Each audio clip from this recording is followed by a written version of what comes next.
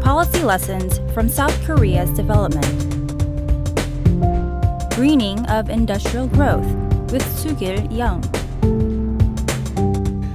Hello everybody, my name is Soogil Young. I am a development economist of long standing from Korea. I served as the chairman of Korea's Presidential Committee on Green Growth under President Lee Myung-bak for 3 years until 2012. I'm now doing research on green growth and sustainable development at the KDI School of Public Policy and Management and the Korea University.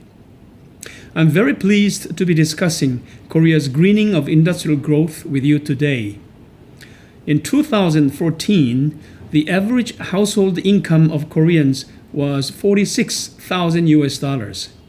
I believe that this makes Korea one of high-income countries by international standards. Of course, household incomes vary across cities, and it turns out that the richest city in Korea is not Seoul. It is the so-called Ulsan metropolitan city, a port city located on the southeastern coast of the Korean peninsula. Ulsan's average household income was $56,000 in 2014, 22% higher than the national average. This is how Ulsan looks like today. Now, contrast this with how it looked like in the early 1960s. Back then, Ulsan was a sleepy small county of fishery and agriculture. Then began the so-called Korean miracle. The miracle catapulted Koreans out of the poverty trap. Ulsan was the town that gave birth to the Korean miracle in 1962. 1 year earlier, General Park Chung-hee had taken over the government through a military coup. In 1962, he launched the first 5-year plan for economic development. The most important objective of this plan was to launch export-led industrialization of the Korean economy, an economy that was still a largely agrarian, low-productivity economy. To initiate the process of industrialization, General Park's first step was to build an industrial complex in Ulsan. In addition, he laid the groundwork for a major port to facilitate the export of products that would roll out of the factories that were soon to populate Ulsan. The groundbreaking ceremony for the Ulsan Special Economic Zone, shown in the picture, signaled the start of an industrialization drive. Since then, Ulsan has rapidly developed into Korea's largest hub city for heavy industries such as petrochemical, automobile, shipbuilding, non-ferrous metal, machinery, and so on. Now, here comes my point. General Park gave a speech at the groundbreaking. In this speech, he said, quote, "When someday the loud noise of the manufacturing plants we have built vibrate through the waters of the East Sea and black smoke from factory chimneys rise into the Ulsan sky, then that will be the day when the Koreans' wish for prosperity has been realized." By the early 1990s, General Park Chung-hee's wish had been fulfilled beyond expectations. Korea had finally joined the ranks of leading industrial countries, joined the OECD, and began to enjoy the new prosperity it had earned through rapid industrial growth. Ulsan city had grown manifold in terms of the number of factories and population since the early 1960s. It had served very well as the cradle of this prosperity. But General Park's wish for black smoke had been amply fulfilled as well. In fact, the smoke darkened Ulsan's sky even in the daytime. Worse, the factories did not only emit smoke, they also polluted the ground and the water courses. Its industrial prosperity notwithstanding, Ulsan soon became a city notorious for environmental pollution in Korea. And although the residents of Ulsan were better off than other city dwellers, pollution severely degraded their quality of life. Economic welfare has many components, and income per capita is only one of them.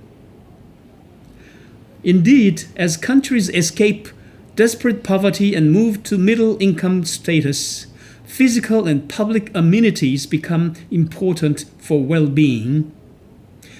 And recognizing the harm inflicted by pollution, the government, starting in 1967, even began to pay the residents in compensation for the environmental hardships.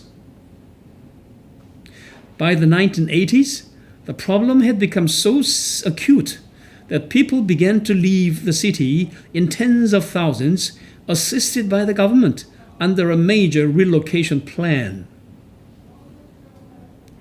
They were environmental refugees. Businesses in Ulsan began to find it difficult to recruit workers for their factories and offices. Virtually all cities in Korea encountered their share of serious environmental problems as they were developing. Why? Because the government and the citizens were not willing to pay for environmental preservation and protection. They were all saying that they would worry about the environment later, that economic growth and jobs comes first.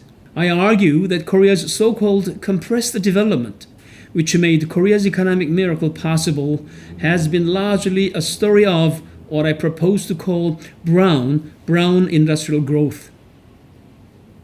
The story of Ulsan's environmental refugees shows that brown industrial growth may bring about material prosperity measured by the well-known GDP, but not real prosperity in the sense of bringing improvement in people's life satisfaction. Koreans began to realize this in the mid to late 1990s. They began to clean up.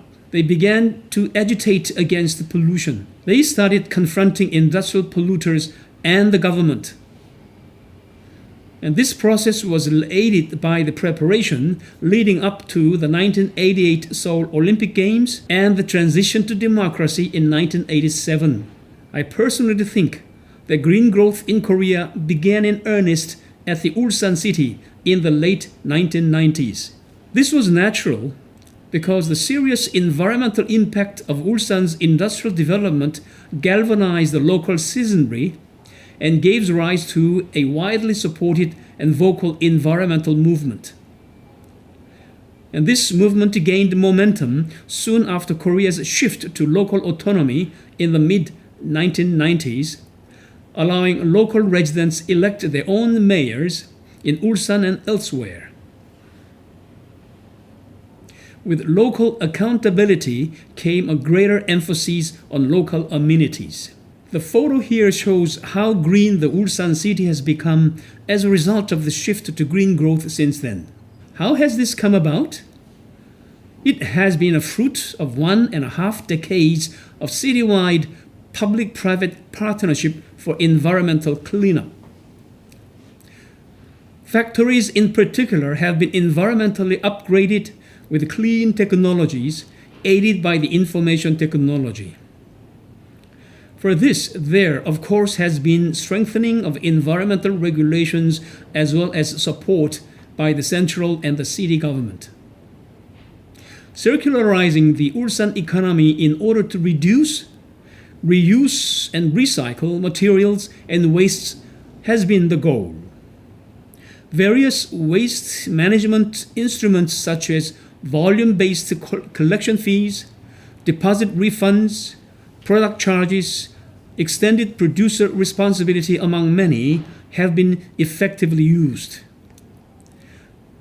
Now, here comes an important point. All this has promoted investment in technological and managerial innovation in environmental protection, and this has yielded economic benefits and stimulated growth as well. Most striking is the emergence of innovative exchange networks for energy and byproducts among the industrial plants for industrial symbiosis since the 1990s. This program evolved into the so-called Eco-Industrial Parks or EIPs under an EIP master plan launched by the Ministry of Industry and Energy in 2003. This is a 15-year project aiming to create 8 EIPs across the country and to further promote a nationwide industrial symbiosis network. The first and the most successful one of the EIPs has been the Ulsan EIP. This one consists of 13 exchange networks. 41 companies participate currently. It has been estimated that the Ulsan EIP yields an estimated $69 million worth of benefits annually. It is no wonder that despite all those environmental measures, the Ulsan economy has continued to grow as Korea's most prosperous industrial city, as well as one of the cleanest cities in Korea. This gives meaning to and shows the power of green growth. But Korea's green growth is unique in that it was proposed and launched as a national development strategy. It is not just an environmental policy, but more significantly, an economic strategy for the nation as a whole. It invests in technological innovation to protect the environment and also to generate economic growth and new jobs at the same time. Another characteristic of Korea's green growth strategy is that it includes actions to contain climate change among its environmental objectives and emphasizes investment in new energy technologies to transform the energy system so as to reduce carbon dioxide emissions. It also emphasized the need to invest in measures to increase resilience to climate changes. Korea has developed a highly energy-intensive industrial structure in the course of compressed industrialization. It now ranks as the 7th largest emitter of carbon dioxide in the world.